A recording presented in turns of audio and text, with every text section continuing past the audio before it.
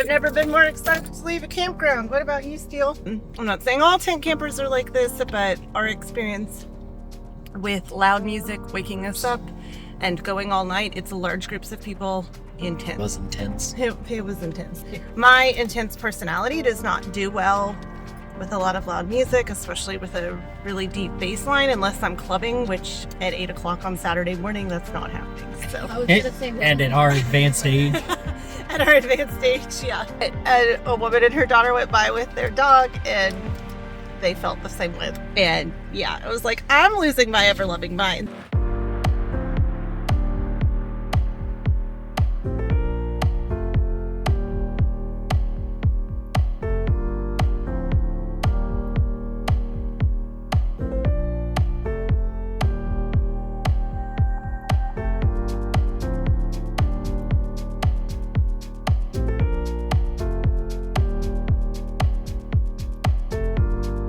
We are our last day in Texas, and we are getting ready to leave.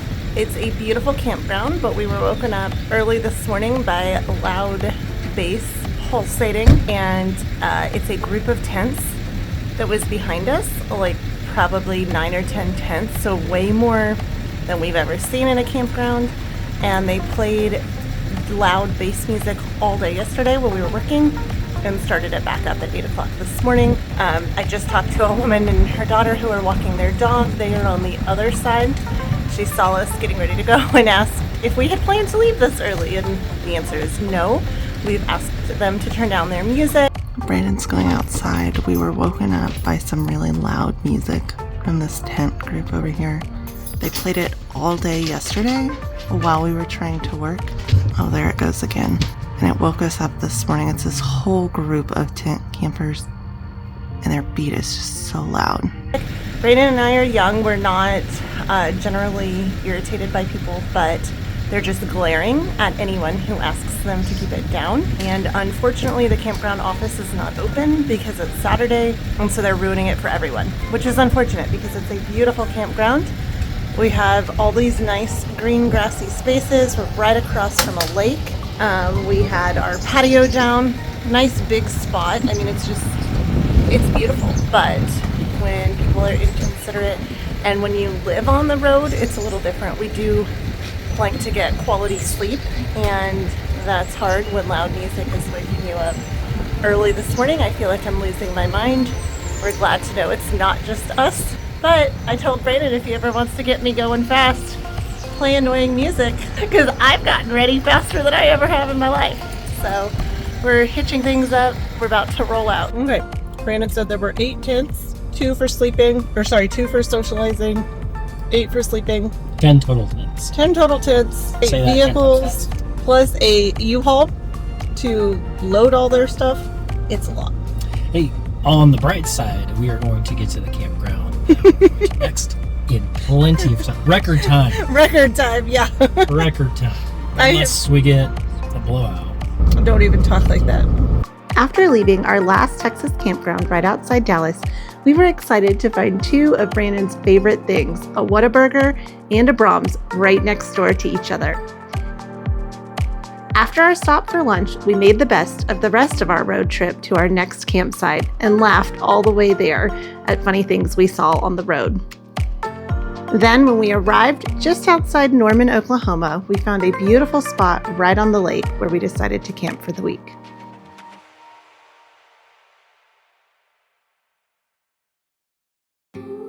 We're in Oklahoma City today. We're going to go to the memorial and museum. We were just informing Steele. Brandon and I were about his age when the Oklahoma City bombing occurred, and we're 5 days from the anniversary here in April.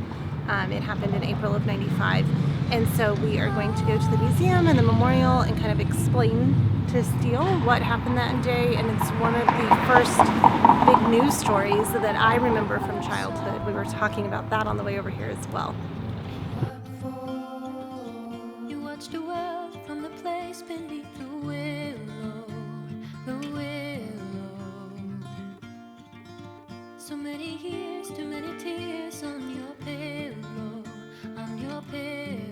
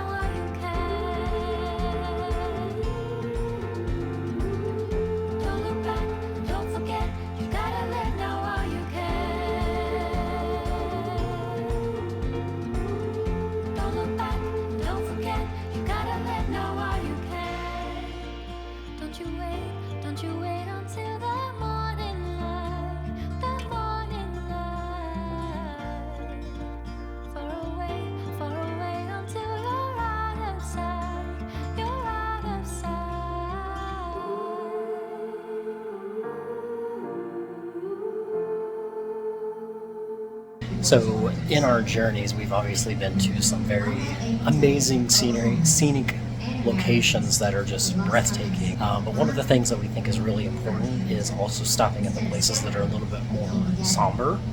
We're currently in Oklahoma City, and while there are beautiful spots, our campground is very, very scenic, awesome. We're right on the lake. People seem awesome, super nice, super friendly. We're currently at the Oklahoma City bombing site. So I think it's, yeah, so anytime you get a chance to stop at some of these more somber locations and give them sort of the remembrance that they are kind of due, is we think it's super important, especially in an instance like Oklahoma City that happened during Sonny and I's lifetime. We both remember it happening. That's actually why I heard of Oklahoma City, because I was only about skill stage. So we think it's really important to stop and see those things and walk through them and just kind of take a look and, you know, sort of take a moment out of the beautiful things, the fluffy things, right, that are easy to do. Some of these more somber locations are a little bit harder. We stopped at a 9/11 memorial in Napa. There have been multiple war memorials that we stopped at. This is probably the most significant thing that happened in our lifetimes that we've stopped at on this trip. We've been to the 9/11 memorial, Ground Zero in New York City. But this is obviously right up there with one of those events. So we just think it's super important to stop and take a look at those things. Well, and if you've watched any of our stuff, you know I love history. I absolutely love it. But one of my favorite things about homeschooling my kids is being able to talk about historically significant events in our lifetime, because we have memories of these things happening. In Oklahoma City was the first time I heard of terrorism. So for us, it's important to share our own experiences and memories with our children. We teach them as well. So that's what we're doing. This is Wednesday, April the 19th, 1995. The hearing for protest to groundwater application number 94501. Roy, Eveline, Wickle, or Weichel. Okay. It's 9 a.m. The hearing examiner will be Liz Blake. Well, good morning. We're going to open the record in this proceeding with regard to application 95-501 for a groundwater permit. With regard to this proceeding, basically there are 4 elements that I have to receive information regarding.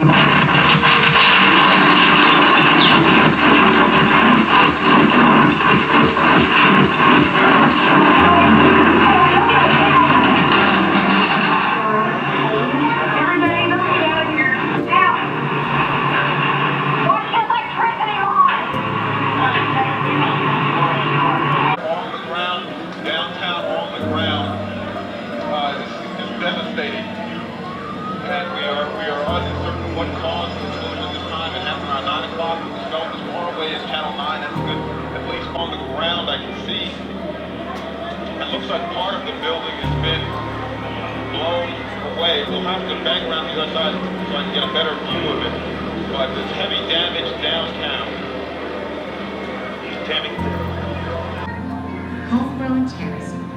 It tested us, but rather than running away from the destruction,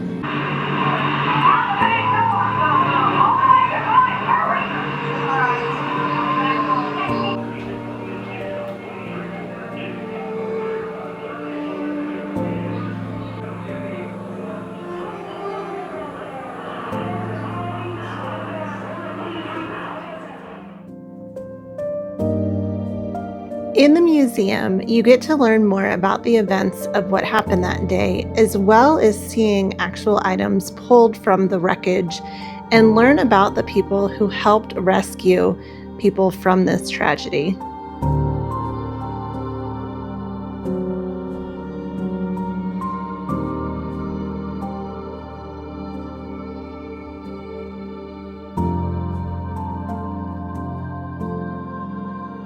Then you go into a room where there is a photo of each victim, and their family members have provided an item that was significant to them or represented them. It's an amazing opportunity to reflect both on their lives, but also on your own. If something happened to you, what item would most represent your life?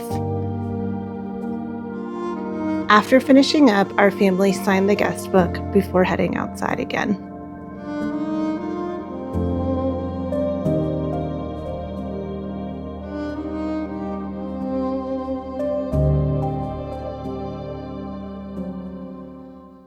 So we just finished up at the Oklahoma City Memorial, the Oklahoma City Bombing Memorial. I have mixed emotions about going to these things sometimes. Like, they're really cool, but they're also very Tragic. You really feel it when you're walking through and seeing things like a daycare. The daycare exploding. How many children was it? 19 children died and 21 were chucked in that day. So obviously only 2 survivors. I think what makes it super touching for us, of course, as parents now having children, but also knowing we were kids when it happened. These are people that would be just a few years younger than us if they had survived. It's really hard to see that innocent people. We were talking about that in the case of a terrorist attack. You have so many innocent people who die as a result of somebody's selfish decision. And yeah, it's hard and it's tragic, but I do think it's important that we share these experiences with our kids, and so that they understand, what's important, how to treat people. And we were talking about, I think the reason that Oklahoma City had such a big impact, they talked about it in the museum, is that children around the country were sending letters to the family members of victims. And I don't recall if we did that in my class, but I do remember my teacher in 4th grade talking a lot about what had happened in Oklahoma City and kids involved. So it's one of those early core memories, I think, that our generation has. Yeah. But super cool stuff. They've done a very good job of keeping things, we're looking at this side of the building, and they've tried to keep it all original from what it was. Obviously, they've boarded things up and closed things. There's not stuff falling down, so that's safe, but they've tried to keep it as original as possible. But on the inside, it's a very interactive, really, really cool sort of memorial museum. And then, we started outside of the museum and walked up, and we're kind of like, well, there's all these things out here, I wonder what they are. And after you learn about it inside, after walking through it, you get to see things like 901 on this side was sort of the beginning of everything. 902 was when the bombing happened. Actually, I heard it. And then 903 is kind of the statement is when everything changed. There's a reflection pool between 901 and 903, which is super symbolic, right, of reflecting of the thing that happened in between, which that is the site where it happened. Right. So yeah, like they've put the reflective pool over the street where the van was parked. They've kept original remains of the building. They have a plaque that talks about the people who survived, and then they have the memorial with a chair for each individual victim and smaller ones for the children. So each person is represented that was there that day and impacted by it, which I think is unique. Not all memorials have both the survivors and the victims, but it's a very calming space to reflect and remember.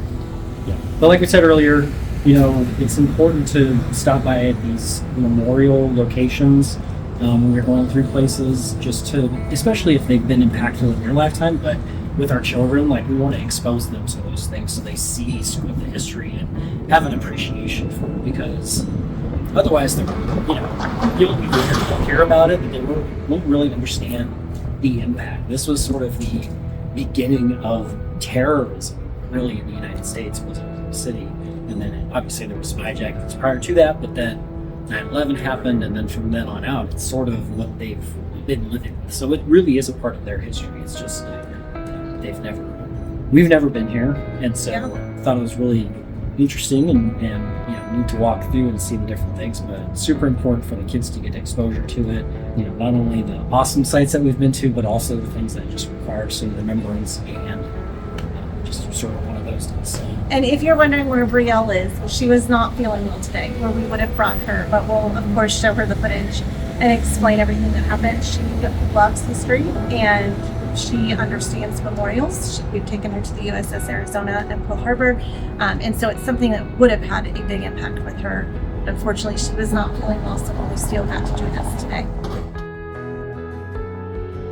Also at the museum, there's a whole section dedicated to the capture and incarceration of Timothy McVeigh.